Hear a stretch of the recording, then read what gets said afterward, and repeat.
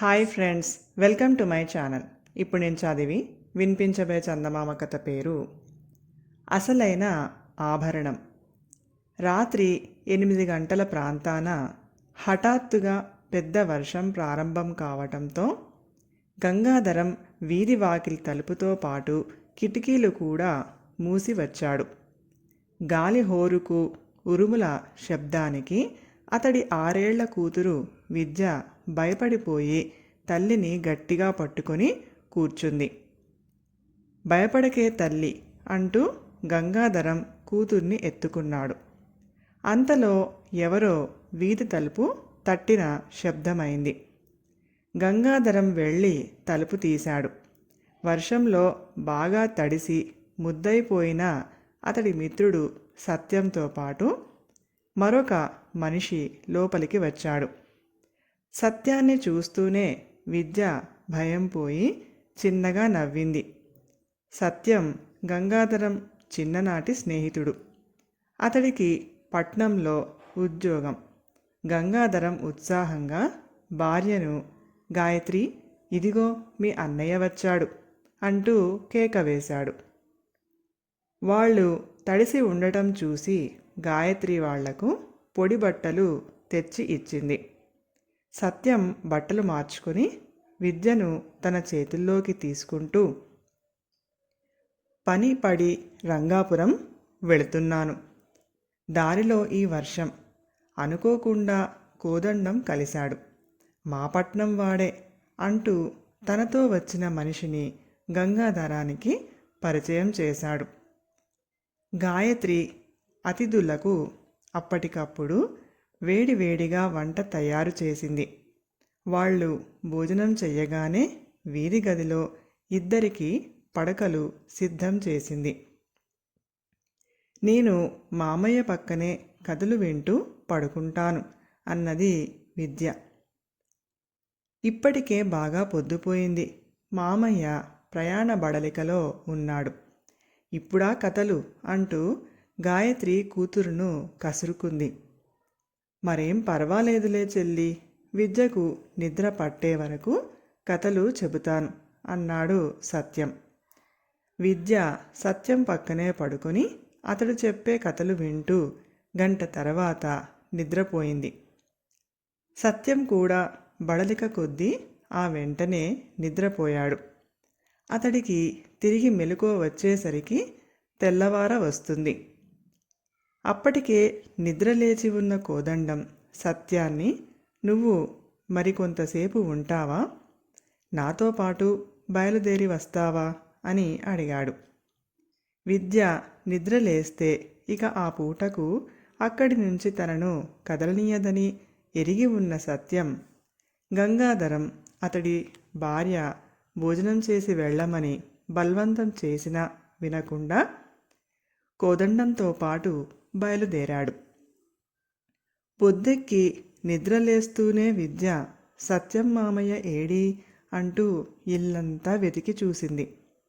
గాయత్రి కూతుర్ని స్నానం చేయించడానికి పెరట్లోకి తీసుకుపోతూ, మామయ్య నీకు బొమ్మలు తెస్తానని బజారుకు వెళ్ళాడు అన్నది. ఆమె కూతురుకు నీళ్లు పోస్తూ బోసిమెడకేసి చూసి నిర్ఘాంతపోయింది. విద్య మెడలో అత్తగారు ఎంతో ప్రేమతో చేయించిన 3 తులాల బంగారు గొలుసు లేదు. కిందటి సాయంత్రమే విద్య పేచీ పెడితే పెట్టెలో నుంచి గొలుసు తీసి ఆమె మెడలో వేసింది. గాయత్రి గబగబా ముందు గదిలోకి వచ్చి విద్య పడుకున్న పక్క అంతా దులిపి చూసింది. గొలుసు జాడ లేదు. గాయత్రికి కళ్ళ నీళ్లు పెట్టుకుంది. అత్తగారు తన పెళ్లినాటి గాజులు కరిగించి ఎంతో అపురూపంగా చేయించిన గొలుసు అది. అది పోయిందంటే ఆమె ఎంతగానో బాధపడుతుంది.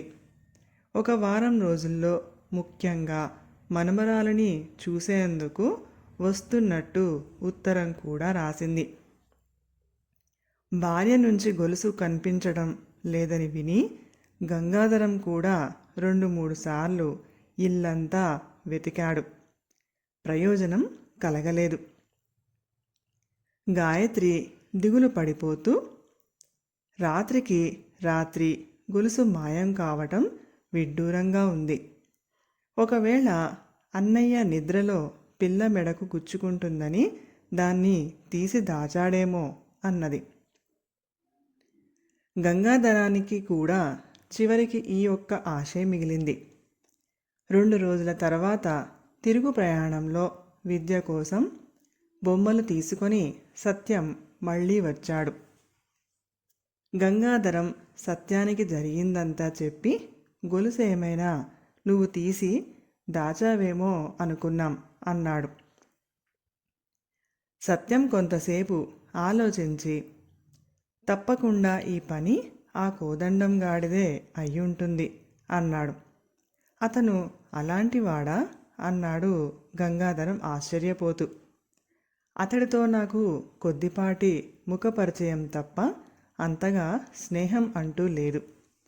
నువ్వు నాతో బయలుదేరు, అతడి ఇంటికి వెళ్ళి అడుగుదాం, అవసరం అయితే బెదిరించి చూద్దాం అన్నాడు సత్యం. ఇద్దరూ పట్నం చేరేసరికి మధ్యాహ్నం అయ్యింది. భోజనం చేసి విశ్రాంతి తీసుకొని సాయంత్రం కోదండం ఇంటికి వెళ్ళాడు. ఆ సమయంలో కోదండం ఇంటి ముందున్న కూరపాదులకు నీళ్లు పోస్తున్నాడు. అతడు సత్యం గంగాధరాలను చూస్తూనే ఒక క్షణం నివ్వరపడి అంతలోనే సర్దుకొని రండి రండి అనుకోని అతిథులు అన్నాడు. సత్యం అతడితో, ఇక్కడి రక్షక భటుల అధికారి గంగాధరం పిన్ని కొడుకు. గంగాధరం వాళ్ళింట్లో శుభకార్యానికి వచ్చాడు. నిన్ను చూస్తాను అంటే తీసుకొని వచ్చాను అన్నాడు. కోదండం వాళ్లను ముందు గదిలో కూర్చోబెట్టి లోపలికి పోయి భార్యను, అమ్మాయి ఎక్కడా అని అడిగాడు. ఆడుకోవటానికి వెళ్ళింది అని భార్య చెప్పగానే కోదండం, నువ్వు వెంటనే పెరటి దోవన వెళ్ళి అమ్మాయి మెడలో ఉన్న గొలుసు తీసుకుని రా అన్నాడు. అంత మునిగిపోయిందేమిటి, అమ్మాయి చీకటి పడుతూనే తిరిగి వస్తుంది కదా అన్నది భార్య. ముందు చెప్పిన పని చెయ్యి అంటూ కోదండం భార్యను కసురుకున్నాడు. ఆమె పావుగంట గడిచి గడవక ముందే శోకాలు పెడుతూ తిరిగి వచ్చి, కొంప మునిగింది, వీధిలో ఆడుకుంటున్న పిల్లలు చెప్పారు, ఎవడో పెద్ద గడ్డం వాడు మిఠాయి కొనిపెడతానని అమ్మాయిని తీసుకుని పోయాడట. వాడు అమ్మాయి మెడలో ఉన్న గొలుసు దొంగలించేందుకే అలా చేసి ఉంటాడు అన్నది.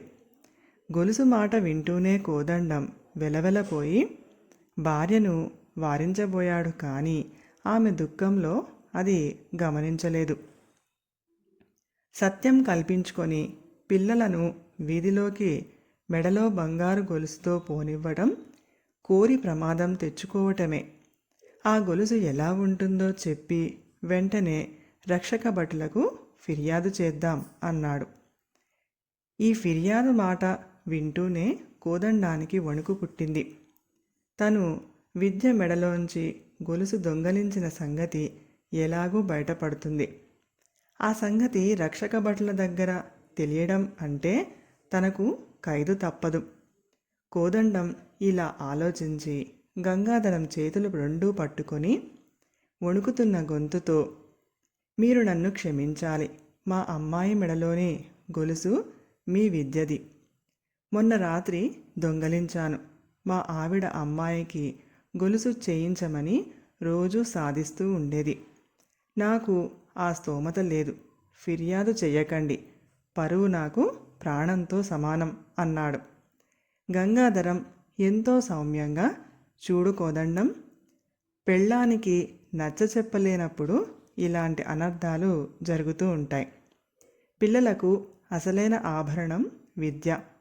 అంతేకాని చిన్నతనం నుంచి వాళ్లకు బంగారం మీద మోజు కలిగేలా చేయటం అవివేకం. ముందు మీ అమ్మాయి ఏమైందో వెతుకుదాం పదండి అన్నాడు. ఇంతలో మిఠాయి పొట్లంతో కోదండం కూతురు తిరిగి వచ్చింది. ఆ పిల్ల మెడలో విద్య బంగారు గొలుసు కనబడగానే కోదండం భార్య సంతోషంతో ఎక్కడికి వెళ్ళావే తల్లి, గడ్డం వాడెవడో నిన్ను ఎత్తుకుని పోయాడనుకున్నాం అన్నది. కోదండం కూతురు మిఠాయి పొట్లం విప్పుతూ, ఆ మామయ్య కొత్తగా ఈ ఊరుకు ఉద్యోగం పని మీద వచ్చాడట. నేను అచ్చం వాళ్ళ అమ్మాయిలా ఉంటానని అన్నాడు. కాసేపు నా మాటలు విని మిఠాయి కొట్టు దగ్గరకు తీసుకొని పోయి మిఠాయి కొనిపెట్టాడు అన్నది. కోదండం భార్య కూతురు మెడలోని గొలుసు తీసి గంగాధరానికి ఇస్తూ, నా మూర్ఖత్వం ఆయన్ని దొంగగా చేయిస్తుందనుకోలేదు. పిల్లలకు బంగారం కాదు, బంగారం లాంటి భవిష్యత్తు కోసం విద్య ముఖ్యం అన్నది సంగతి మీ వల్ల తెలుసుకున్నాను అన్నది. గంగాధరం గొలుసును జేబులో వేసుకొని కోదండం కూతురును ఆప్యాయంగా దగ్గరకు తీసుకుంటూ, దేవుడి దయ వల్ల ఎవరి సొత్తు వారికి దక్కింది అన్నాడు. కథ సమాప్తం. ఈ కథ కనుక మీకు నచ్చినట్లయితే ప్లీజ్ లైక్ చేయండి, షేర్ చేయండి. మరిన్ని మంచి మంచి కథల కోసం మా ఛానల్ని సబ్స్క్రైబ్ చేసుకోండి. Thank you.